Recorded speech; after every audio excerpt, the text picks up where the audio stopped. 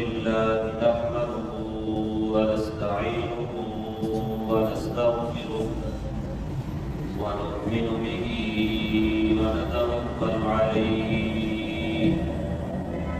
ونعوذ بالله من شرور أنفسنا ومن سيئات أعمالنا من يهده الله فلا مضل له ومن يضلل فلا هادي له ونشهد أن لا إله إلا الله وحده لا شريك له ونشهد أن سيدنا وسندنا وحبيبنا ومولانا محمدا عبده ورسوله أرسله بالحق بشيرا ونذيرا وداعيا إلى الله بإذنه وسراجا منيرا أما بعد فأعوذ بالله من الشيطان الرجيم بسم الله الرحمن الرحيم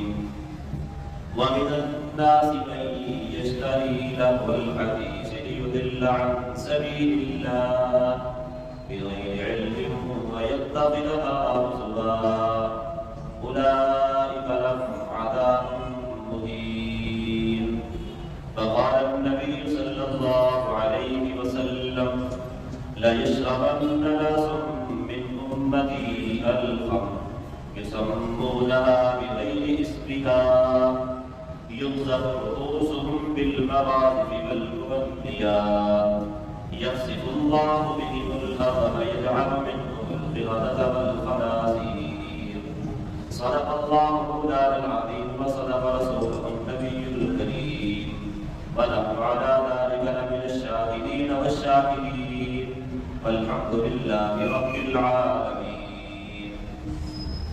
نہایت معزز احترام بزرگوں بھائیوں اور دوستوں، اللہ تعالیٰ نے مجھے اور آپ کو صحیح اور پاکیزہ زندگی گزارنے کے لیے دین اسلام عطا فرمایا ہے۔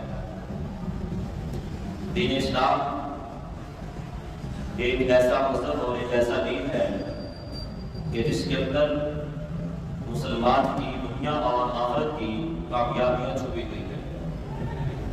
ہر مسلمان اس دین پر عمل کر کے اپنی دنیا کی اور آخرت کی زندگی کو بہتر کر سکتا ہے اور اپنے آپ کو ہمیشہ ہمیشہ کے لیے کامیاب کر سکتا ہے۔ میرے محترم بھائی دوستو، ہم جس معاشرے میں زندگی گزار رہے ہیں اور جن حالات کا ہمیں سامنا ہے، ان حالات میں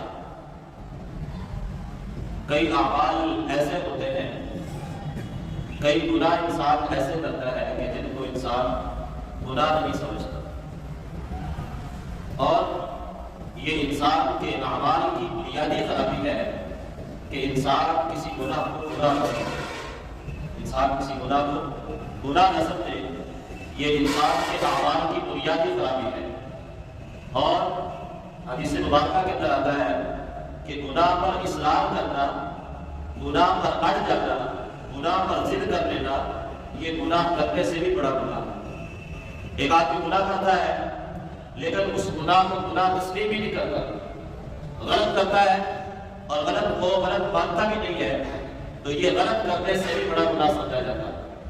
جیسے ہمارے معاشرے میں ایک محاورہ بولا جاتا ہے، چوری اور پھر اوپر سے سینہ چوری۔ کیا مطلب اس بات کا؟ کہ غلط کر بھی لیا اور اپنے غلط کام کو غلط تسلیم بھی نہیں کرتا۔ اور اس کے برعکس حدیث مبارکہ کے اندر یہ بھی ملتا ہے کہ جو شخص اپنے گناہوں پر توبہ کرتا رہتا ہے تو وہ ایسا ہی ہے جیسا جس نے گناہ کیا ہی نہیں۔ اور توبہ کرنے کا کیا مطلب ہوتا ہے کہ انسان گناہ کو گناہ سمجھتا ہے۔ کتنے گناہ ایسے ہیں کہ جو گناہ انسان کو سمجھتا ہی نہیں ہے۔ مثال کے طور پر کسی شخص کو نام تول میں کمی کرتا ہے تو اب اس کے نزدیک یہ گناہ نہیں ہے۔ کسی چیز کو کم تول کر دے دیا تو اپنے آپ کے اندر اس پر فخر محسوس کرتا ہے کہ میں نے فلانے کو دھوکہ دے دیا، اس کو پتہ نہیں چلا۔ چیز خریدی کسی نے اس نے زیادہ پیسے دیے اور اس کو باقی واپس ہی نہ کیے، وہ لینے والا جلدی سے چلا جاتا، اس کو خیال نہیں آتا کہ میں نے پیسے واپس لے لیں۔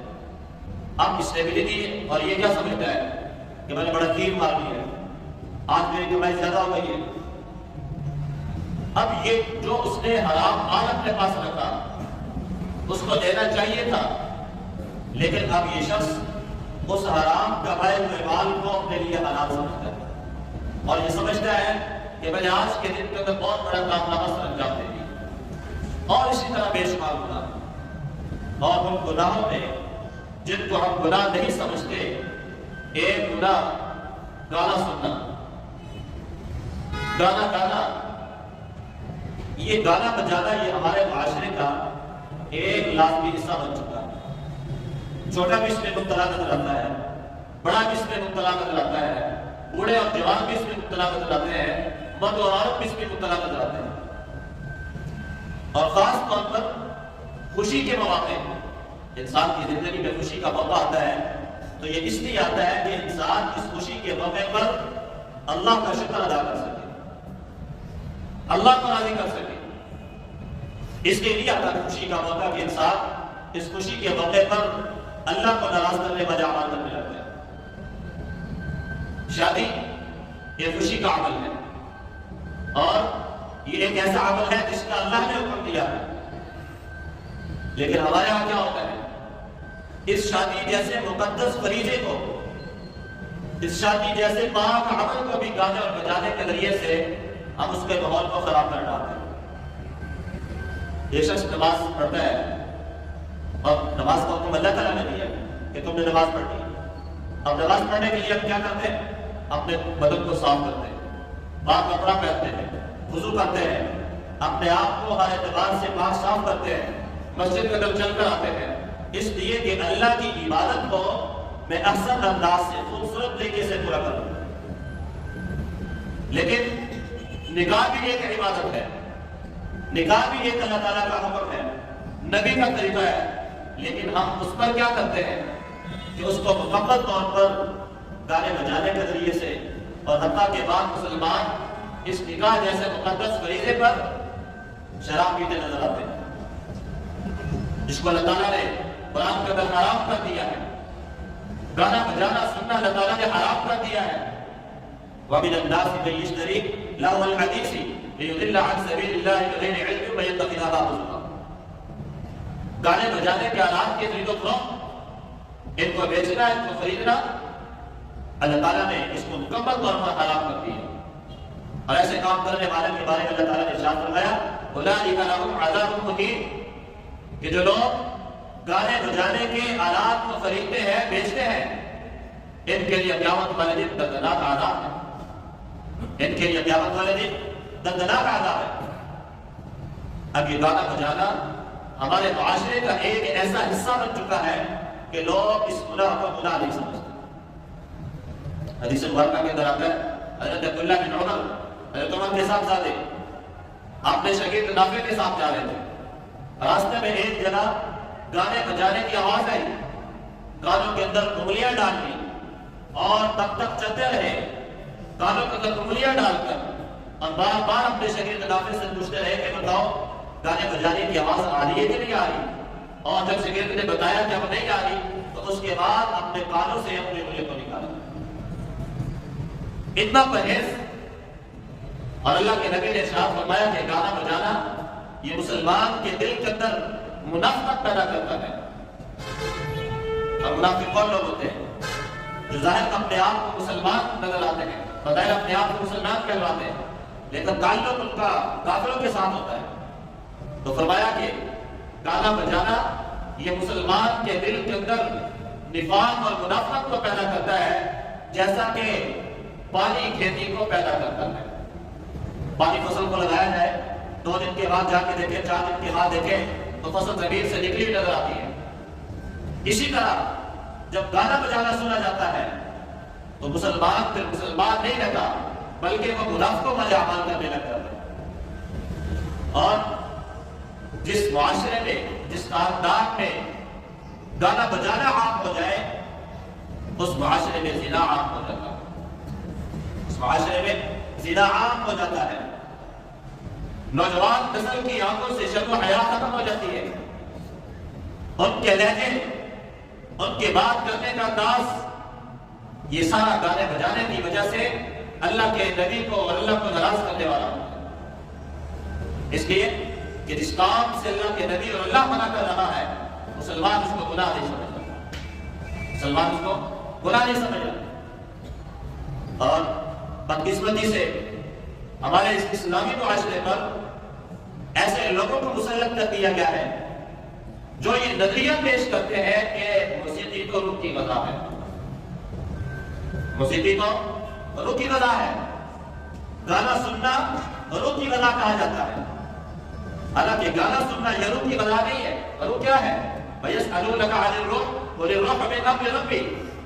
صحابہ نے پوچھا یا رسول اللہ یہ روح کیا ہے؟ اللہ تعالیٰ نے قرآن میں فرمایا کہ پیغمبر ان کو بتا دیجئے کہ روح جو انسان کے جسم کے اندر ہے یہ تو اللہ تعالیٰ کا حکم ہے، اور اس روح کو سکون، اس اللہ کے امر کو سکون اسی طریقے سے مل سکتا ہے جس کا اللہ تعالیٰ نے حکم دیا۔ میں جب مطالعہ کر رہا تھا، عجیب بات پڑھنے کو ملی کہ امریکہ کے اندر 600 نوجوان ہر سال خودکشی موسیقی کے تاثرات سے متاثر ہو کر خودکشی کر لیتے ہیں۔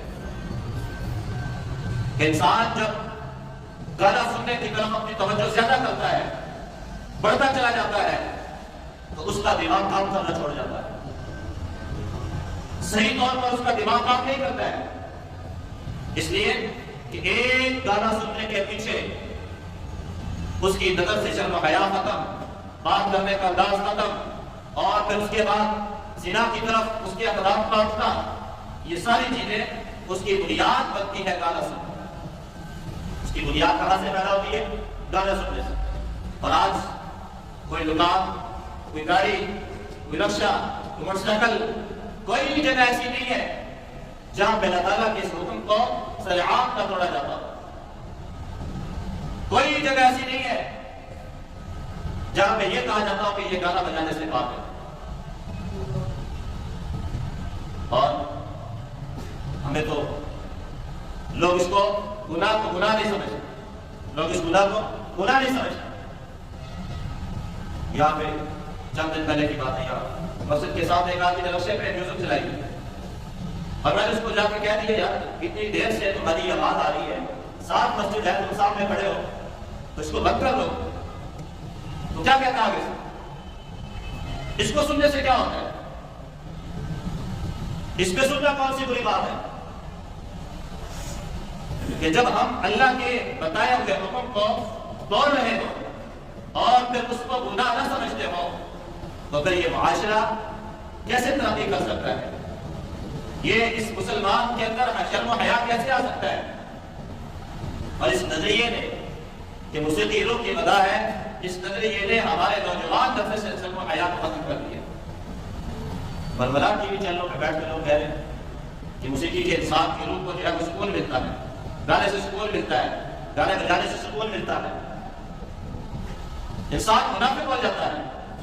اور اللہ کے نبی نے جہاں پہ اپنے پیدا ہونے کے مقاصد کو بیان فرمایا، وہاں پہ ایک حدیث مبارکہ کے اندر یہ بھی آتا ہے کہ اللہ تعالیٰ نے مجھے اس لیے پیدا فرمایا تاکہ میں دنیا سے گانے بجانے کے آلات کو توڑ ڈالوں، بتوں کو توڑنے کے لیے، شرک و بدعات کو ختم کرنے کے لیے اللہ نے آپ کو بھیجا، لیکن اس کے ساتھ ساتھ گانے بجانے کے آلات کو بھی توڑنے کے لیے بھیجا۔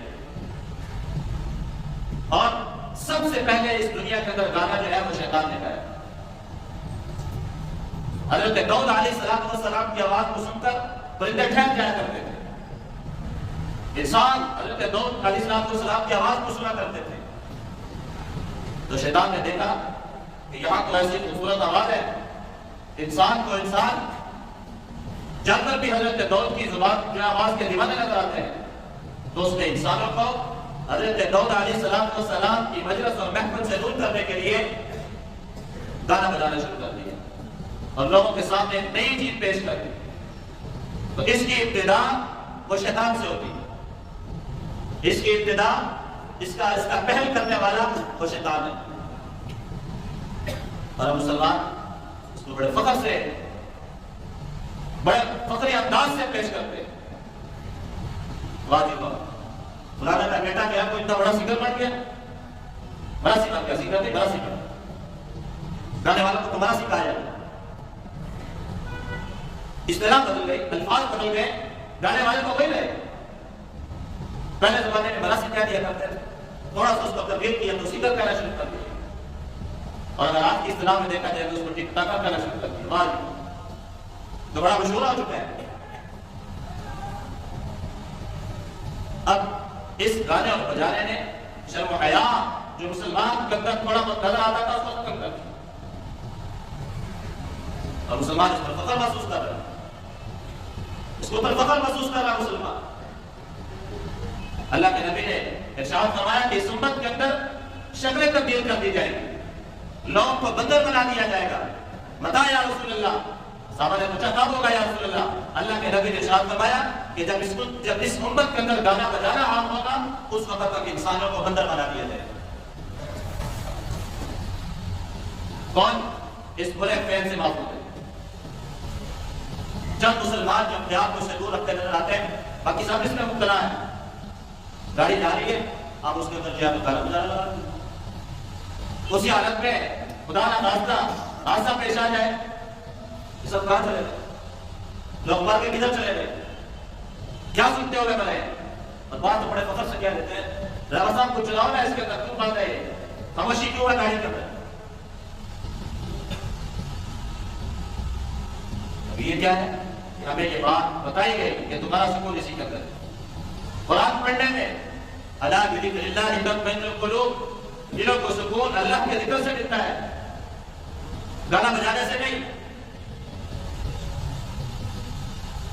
بولیتا کہ پڑھ رہا تھا جب میں کہ ڈاکٹروں نے اس موسیقی کے اثرات کا میرا تجربہ کیا، 100 آدمیوں نے انتخاب کیا، 100 آدمیوں کا، اور 50 آدمیوں کو مسلسل انہوں نے 3 مہینے موسیقی سنائے، اپنے کام بھی کریں ساتھ ساتھ موسیقی بھی سنیں، اور 50 آدمی کو رکھے جن سے کہا کہ تم نے 3 مہینے تک موسیقی نہیں سنی، اور جب ان سے سوالات جوابات کیے گئے تو جنہوں نے 3 مہینے تک اپنے آپ کو گانا بجانے سننے سے دور رکھا وہ سوالات کے جوابات صحیح دے رہے تھے، اور جنہوں نے 3 مہینے تک اپنے آپ کو موسیقی میں مبتلا رکھا ان کے دماغ کام کرنا چھوڑ گئے۔ کیوں؟ اس لیے کہ یہ گناہ کا کام ہے، اور گناہ کے کام کے اندر انسان کو سکون نہیں ملا کرتا، اس کے اندر بے سکونی بڑھتی ہے، بے چینی بڑھتی ہے۔ اس لیے میں اور آپ بحیثیت مسلمان ہونے کے، بحیثیت پاکستانی ہونے کے، اور ہم پاکستانی سب ایک خاندان ہیں، اس بات کا عزم ارادہ کریں، اس ابھی حرکت کو اپنے معاشرے سے ختم کریں، ارادہ کرتے ہیں انشاءاللہ۔ اللہ رب العزت سے دعا ہے۔